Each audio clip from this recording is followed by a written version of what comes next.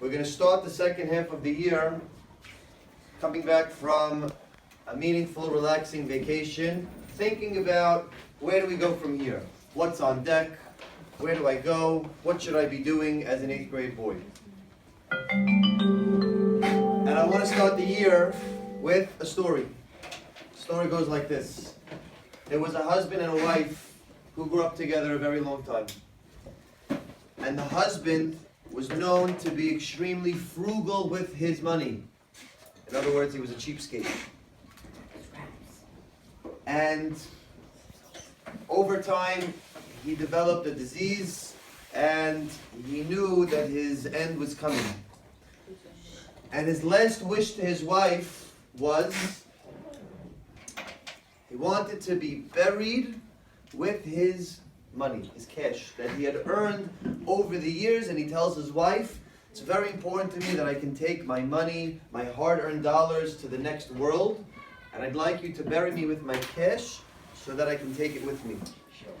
Now the wife was a rational person, extremely principled person, so she was torn because she knew obviously this made no sense, but she didn't want to disappoint her husband. So she came up with an idea. And of course the husband eventually passes away. They're burying him in his casket, lowering him into the ground, and the wife says, hold on, don't bury him yet. She brings out this tin box, puts it in the casket, and walks back to her seat. Now her friend sits next to her and she says, please tell me you didn't do what he said and you put his money in with him. She said, I said I would, and so I did. And what I did was I took all of his money from his account, transferred it to my account, and I wrote him a check, and when he gets to the next world, he can deposit it when he gets there.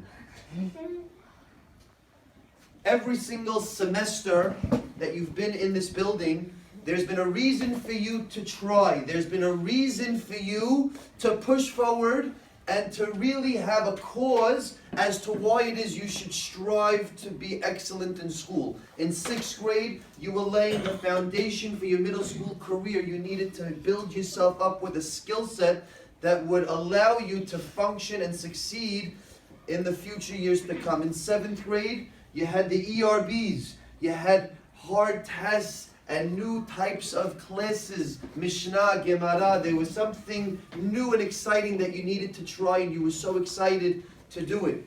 In 8th grade, you got to the BJEs, and then you were very excited to apply for high school, and so you were trying very hard to exceed in school. But now comes the second half of your 8th grade career. And what's left on the table? Is there anything else that we need to try, that we need to strive for? Conventional wisdom would say, you know what? If you don't try hard enough and if you fail enough tests, the high schools are going to find out and they'll revoke your acceptance letter. Now, I've never worked in high school before and I've never been on the receiving end of this. My common sense says that's nonsense, and that probably won't happen. I can't rule it out for sure because it's not my territory, but I don't buy it. This is not the reason that I need to try, because maybe the high schools are going to revoke my acceptance letter. But before we figure out what it is and why it is we need to be doing as we move into the second half of our 8th grade careers, I want to ask you a question. Imagine for a second there was no such thing as elementary school or middle school, and you were going into high school. And the high school admissions officer looked at you and you said, you know what? You're not good enough for this high school. I'm sorry, pass. What would you say to that admissions officer? What would you have liked to have had? Anybody, raise your hand. What would you have liked to have had? Evan. But, so what could you have done to be accepted? Nothing. You could have went to elementary school, and you could have proved yourself worthy enough to be admitted to that high school. And now keep going with this thought. What about college? You want to go to a specific college, and you tell the admissions officer, I'd like to be enrolled, and she says, I'm sorry, can't help you, you're not worthy enough. What would you say then? I wish there was a high school I could have gone to, so I could have proved myself worthy to you, and so on and so forth. We can continue the chain. Well, boys, let me tell you something. In life, you are already in this process, and most of us don't even know it. Every single day, 3 times a day, we say the following: Ashrei yoshevei betecha. Fortunate are those who are dwelling in your world, God.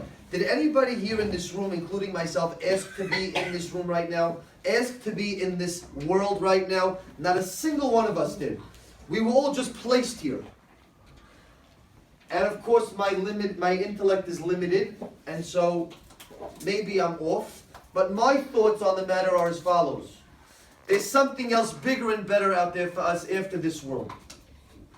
And in order for us to prove ourselves worthy, had we not had this process of life, how could we deem ourselves worthy enough for that next chapter? And so we're going through the process now. But let me ask you a question, boys. Through life and through everything that you're going to work for, right? Just like the old man in the story that we started with. You're going to earn money. You're going to buy a house. You're going to have cars. You're going to have clothing. None of this can you bring with you to the next place in your life. None of it. So what can you bring with you? What can you bring to the table in the next world? What can you bring with you to the next chapter in your life in high school that's worthy enough? Because boys, we're getting stuck right now. We go through our schooling and we get stuck with nonsense. We get stuck with an argument with a teacher. It's not fair that you punished me, or it's not fair that you didn't let me do this. Or we get stuck with a failed test. You can't bring the 45s with you to high school. You can't bring the arguments that you're having with your teachers to high school. So let it go. Let it go. It's not relevant. It's not meaningful. It's like the dollars in the coffin. You can't bring it with you to the next chapter in your life. It stays here.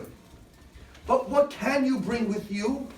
You could bring with you how you handled the argument with your teacher. Because the way you handled it in 8th grade is what you could bring with you in high school.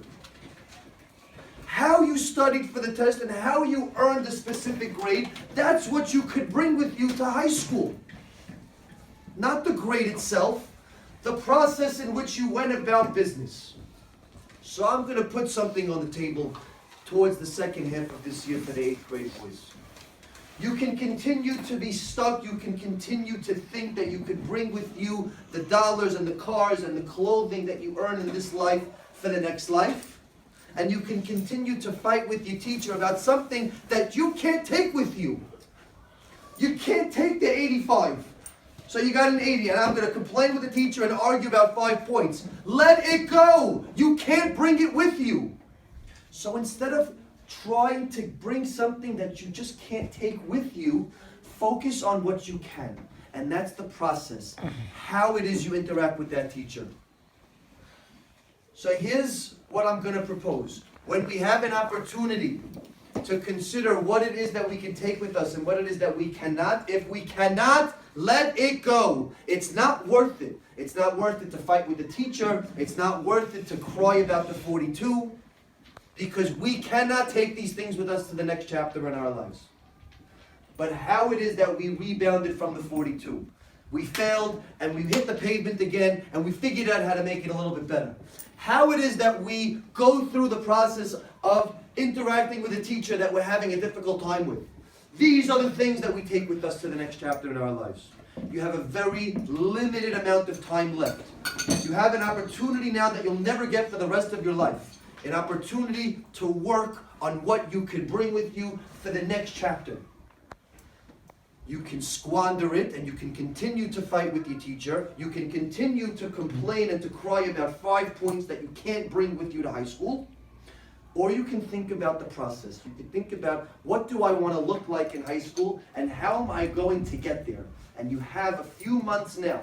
So maybe you don't need to try, but I would beg to differ. And so would the high school version of yourself. Thank you. Shabbat shalom.